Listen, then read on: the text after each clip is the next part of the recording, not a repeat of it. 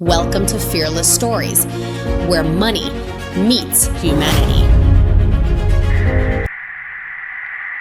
In today's episode, you'll meet me, Valentina, not at my success, but before I even understood money, before freedom, before choices.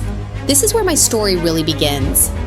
I was born in the Dominican Republic, and when I was 5 years old, my parents left for America. Not because they wanted to, but because they had to. They were chasing a future they couldn't build back home. My sisters and I stayed behind. At first, we were together. Then 6 months later, everything changed. My older sister and my middle sister went with their godparents, and I went to live with my grandfather and my aunt. I barely saw my older sister, and when my middle sister visited, I already felt the pain coming, because every goodbye broke me. I remember holding onto her leg as she tried to leave. I didn't understand immigration or paperwork. I just knew my sister was walking away again. My grandfather was a good man, but he was strict. School, house, school, 4 naps, no wandering, no choices. It was safe, but it wasn't warm. Because I lived with my aunt and my grandpa for so long, one word replaced another. Auntie. That's what my mouth learned to say. So when my parents finally came back for us after a year apart, something strange happened.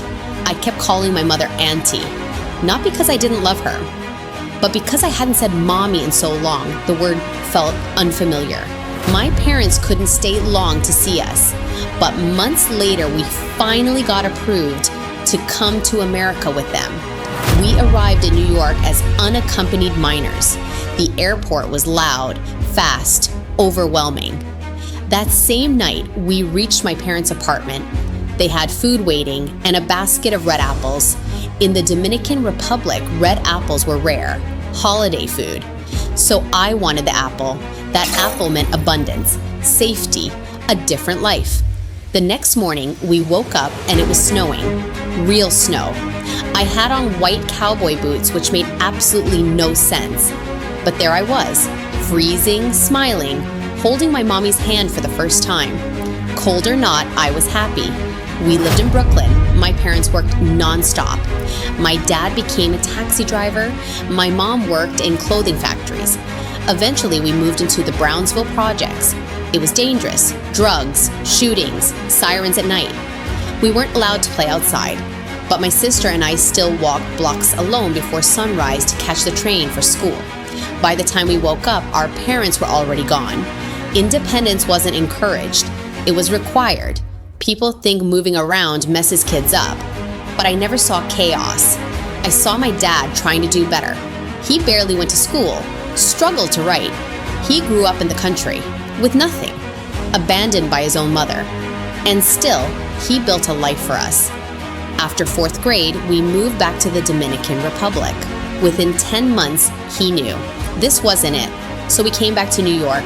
I lived there until 8th grade. Then my parents made one more move to Florida. By then, my sisters were grown, married, gone.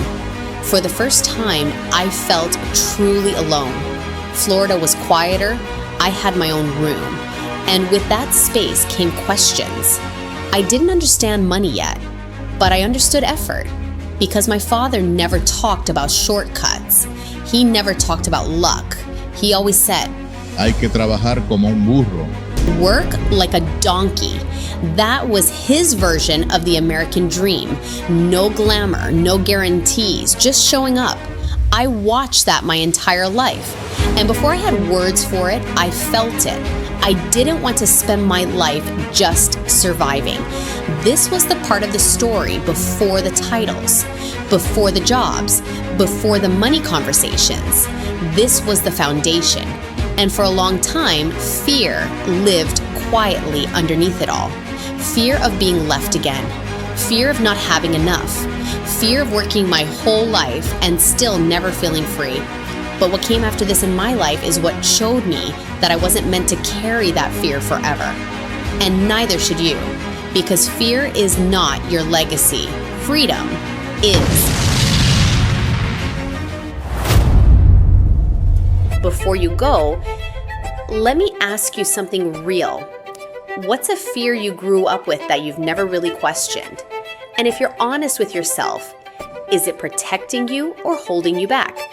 Take a second, think about it, share your story, and drop it in the comments, not just for me, but for the person who might read it and realize they're not alone.